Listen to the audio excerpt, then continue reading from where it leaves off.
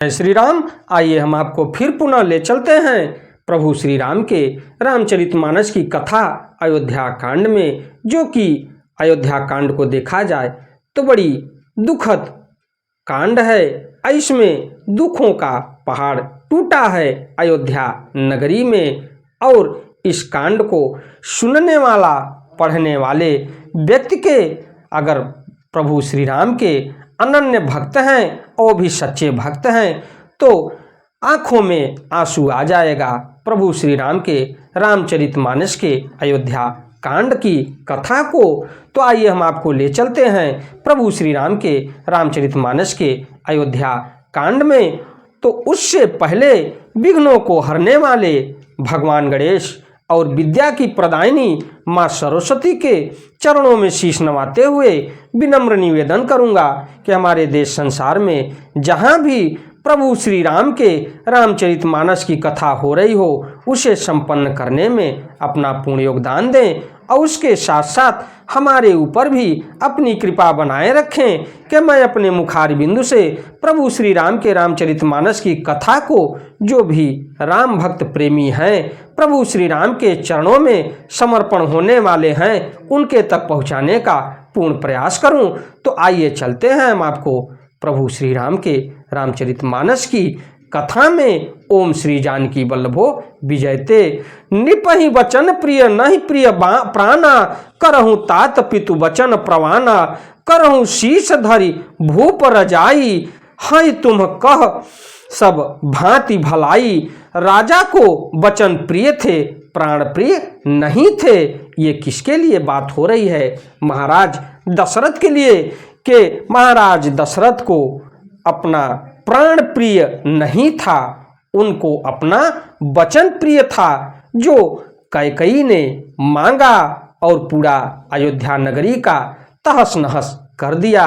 तो ये चीज कौन कह रहा है? ये चीज कह रहे हैं कि गुरु वशिष्ठ कुल पूज्य हमारे गुरु वशिष्ठ भैया भरत को समझा रहे हैं कि महाराज को अपना प्राण प्यारा नहीं था, उनके अपने वचन प्यारे थे। तो राजा को वचन प्रिय थे, प्राण प्रिय नहीं थे। इसलिए हे तात, पिता के वचनों को प्रमाण और सत्य करो, राजा की आज्ञा सिर चढ़ाकर पालन करो, इसमें तुम्हारी सब प्रकार और सब तरह भलाई है। परशुराम पितु आज्ञा राखी, मारी मातु लोक सब साखी, तनय जजाति जौ बुनु दयऊ, पितु आज्ञा अध अजसु न भयऊ।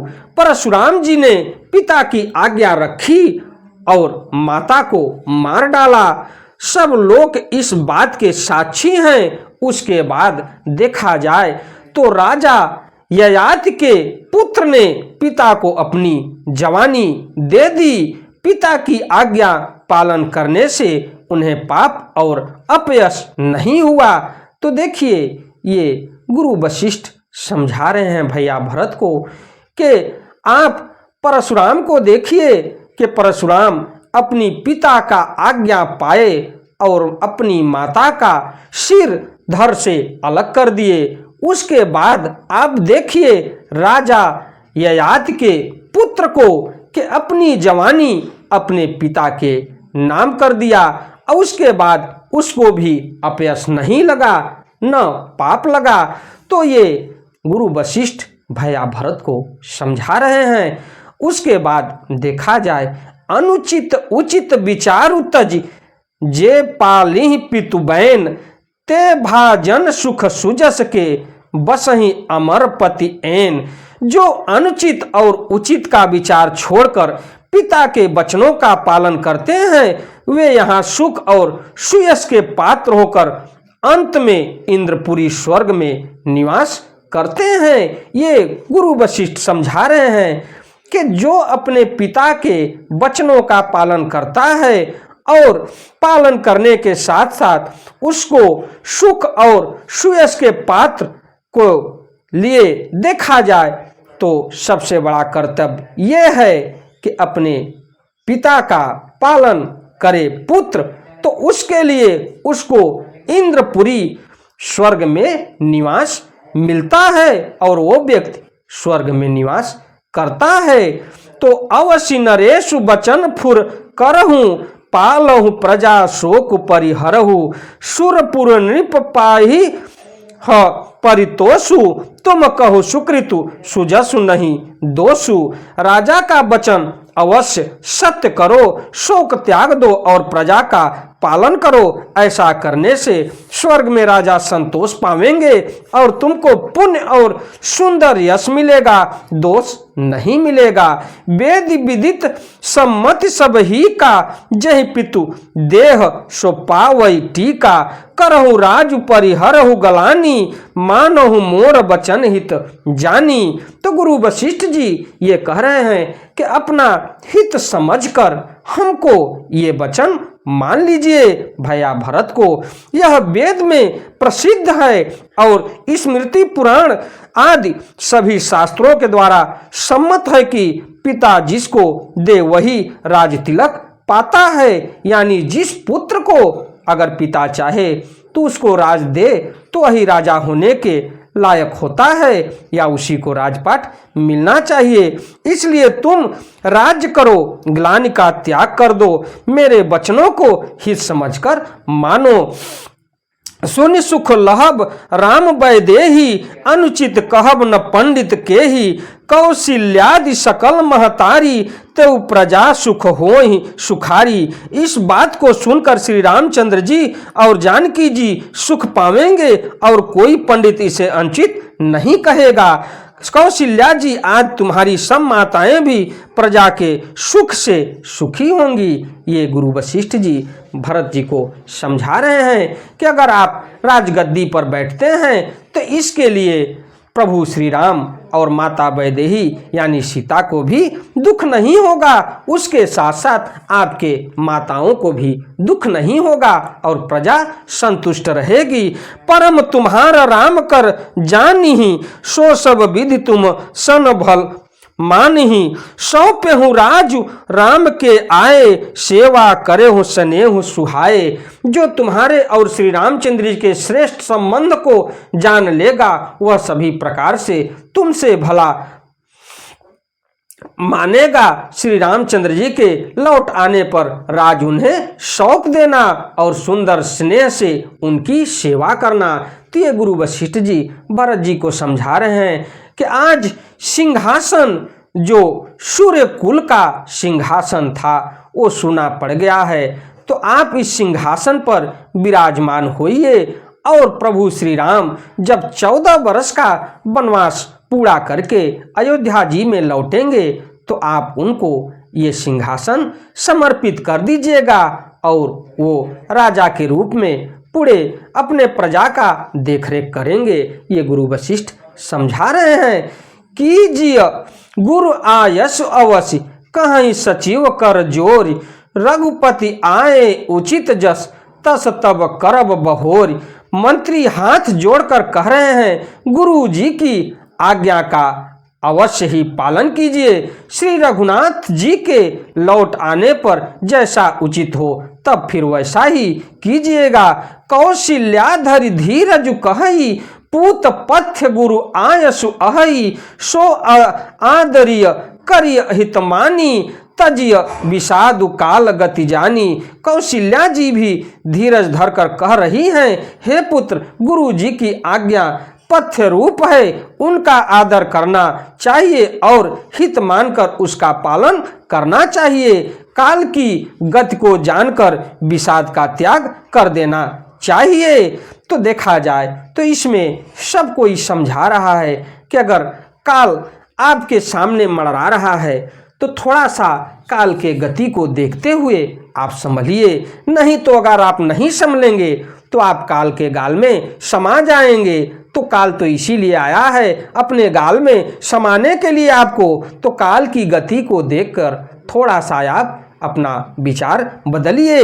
बन रघुपति सुरपति नर नाहु, तुम एहि भांति तात कदराहु।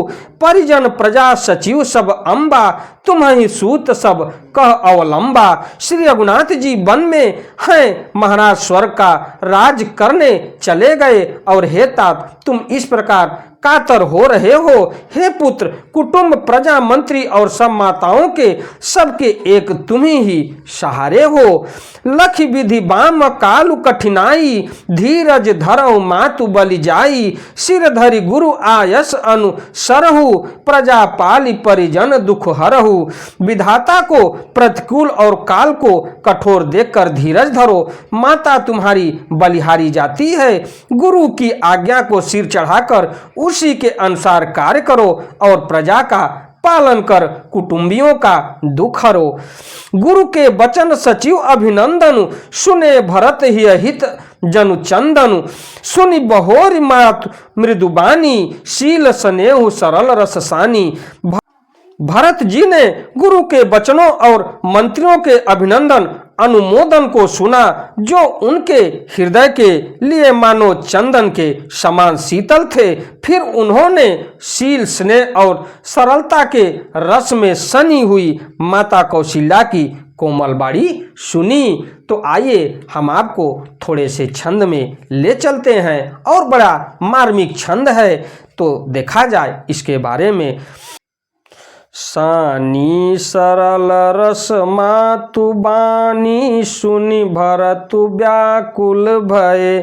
लोचन सरोरु अस्त्रवत सिंचत बिरह उर अंकुर नये।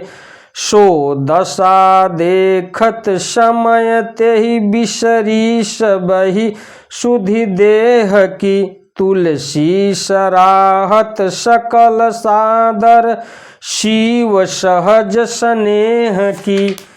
तो इसके पश्चात देखा जाए तो सरलता के रस में सनी हुई माता की वाणी सुनकर भरत जी व्याकुल हो गए। उनके नेत्र कमल जल आंसू बहाकर हृदय के विरह रूपी नवीन अंकुर को सींचने लगे। नेत्रों के आंसुओं ने उनके वियोग दुख को बहुत ही बढ़ाकर उन्हें अत्यंत व्याकुल कर दिया। उनकी वह दशा देखकर उस समय सबको अपने शरीर की सुध भूल गई। तुलसीदास जी कहते हैं, स्वाभाविक प्रेम की सीमा श्री भरत जी की सब लोग आदर पूर्वक सराहना करने लगे। भरत कमल कर जोरी, धीर धुरंधर धीर धरी। बचन अमीय जनु बोरी, देत उचित उत्तर सबहि। धैर्य की धुरी को धारण करने वाले भरत जी धीरज धरकर कमल के समान हाथों को जोड़कर वचनों को मानो अमृत से डुबाकर सबको उचित उत्तम बात को कहने लगे।